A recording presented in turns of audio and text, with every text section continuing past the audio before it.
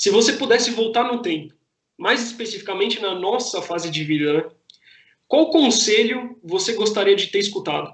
Qual conselho você seguiria hoje? O que você faria? Uau! Uau! Olha, uau! Se eu voltasse no tempo, eu acho que... Claro que eu sou financeiro. Eu acho que eu teria começado mais cedo ainda o que eu estou fazendo hoje, né? Porque você tem que, primeiro, acreditar demais na sua intuição. Demais. Você tem que ter uma autoconfiança fundamental para a sua vida, né? Você tem que tomar uma decisão, eu vou lá e eu vou conseguir, né? Se você não acreditar em você, quem que vai acreditar, né? E outra coisa, cuidar da gente é muito importante, tanto quanto acreditar. Mas se eu pudesse voltar no tempo, e eu demorei uns 10 anos para entrar de cabeça em M&A. Muito curioso o que eu vou falar, a sua pergunta é super reflexiva, porque antigamente, no começo, eu já tinha entrado em M&A, mas eram os big deals. E eu ficava embasbacado pelo tamanho das operações, eram gigantescas, né? Conta 10 bi, 15 bi, só tinha bomba gigante, né?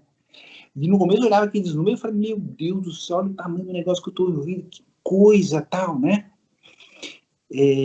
Depois eu fui olhando e vivenciando aquilo e falei, caramba, ninguém olha para as médias empresas. E eu demorei, Mustafa, para falar para mim mesmo uma coisa que é importante, tanto faz o setor que você vai trabalhar. Mas se você enxerga uma janela num determinado setor, que você vê um espaço para crescer, não tem ninguém, pula logo. Não titubeia. Pula e entra de cabeça, principalmente quando você é jovem, né? Porque eu adoro jovens. Na minha empresa a gente tem um monte de pessoas muito novas, né? E idade não significa nada em M&A, né? Porque a experiência é um retrovisor que olha para trás, né? E o farol que ilumina a vida, ele olha para frente, olha para trás, já passou, o mundo mudou, né? Então, o jovem, e eu estou me provocando há um tempo atrás, ele é um cara destemido com relação ao tamanho do muro que ele tem que pular, porque o jovem ele não pensa tanto quantos pontos eu fico refletindo. Isso faz com que, às vezes, ele pule o muro muito mais fácil do que eu fico cheio de preconceitos no meio do caminho. Então, o acreditar do jovem, a energia física que o jovem tem, faz com que ele tenha muita crença nas aptidões do que ele pode tomar como caminho na vida dele. E uma frase que não é minha, é um dos caras mais importantes do país, que todo mundo é fã, nós também, Jorge Paulo Lemann, corra riscos. Se você quer empreender, o risco vai fazer parte. E saber o que é? Sabe o que é risco, gente? É não ficar olhando a conta bancária. Porque se você ficar olhando muito a conta bancária, você não vai ser empreendedor. Porque ela vai para o negativo. Ela vai para o negativo. E você vai ter dificuldade no começo.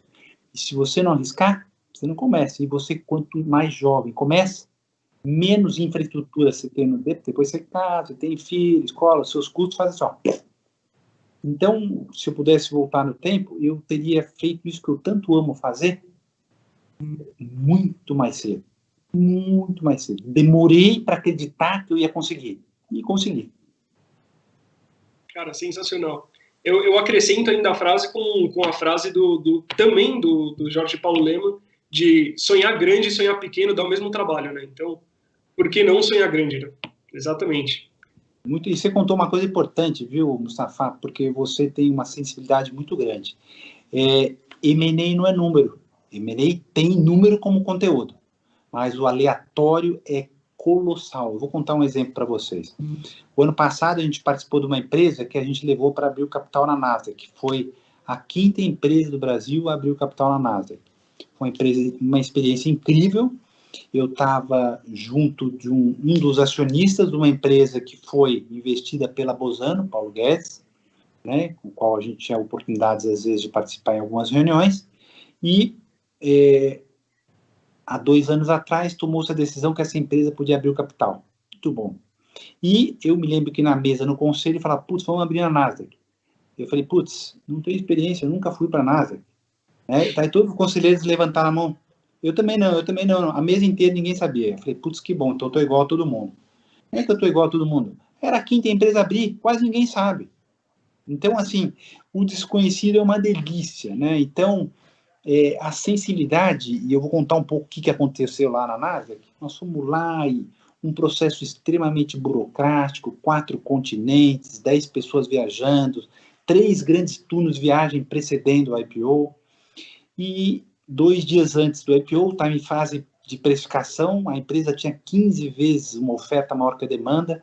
Isso é a mesma coisa que você tem um carro para vender e 15 compradores. É natural que o preço do seu carro suba, né? Uhum.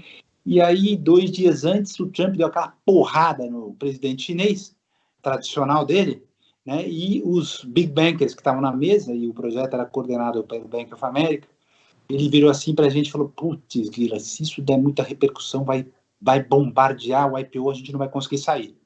No dia seguinte, todo mundo desesperado, lendo jornais para ver qual tinha sido a repercussão. Não tinha sido tão grave, no dia seguinte abriu o IPO. Então, gente, o aleatório no nosso setor é monumental. Monumental. A quantidade de fatores não controlados que participam do M&A é colossal. A gente fica com dor de barriga o dia inteiro. Sabe? Como é que a gente ia prever que ia ter uma pandemia? Ninguém. Tem setores que foram destroçados. Não podemos deixar de falar isso. Companhias aéreas, setor hoteleiro, restaurantes, setor de eventos, devastação, e cujo tempo de retorno ainda é uma incógnita. Quando é que vai ter um novo Lollapalooza? I have no idea, ninguém sabe.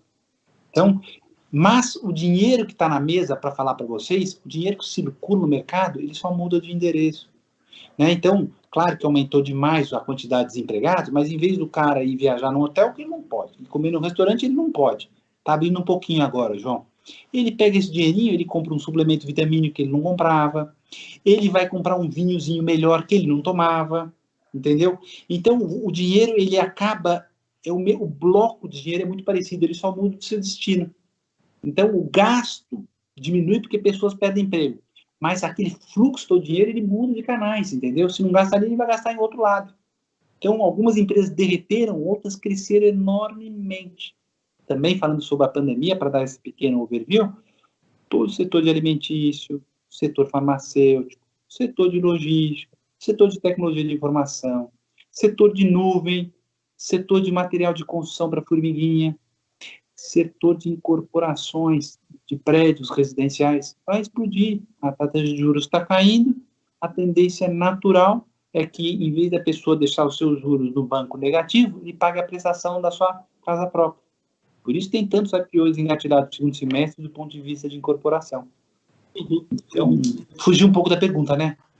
Não, mas eu acho que você trouxe um assunto que é hiper pertinente. Você trouxe até uma visão de mercado que é legal, dos setores que se beneficiaram e dos setores que se prejudicaram, né?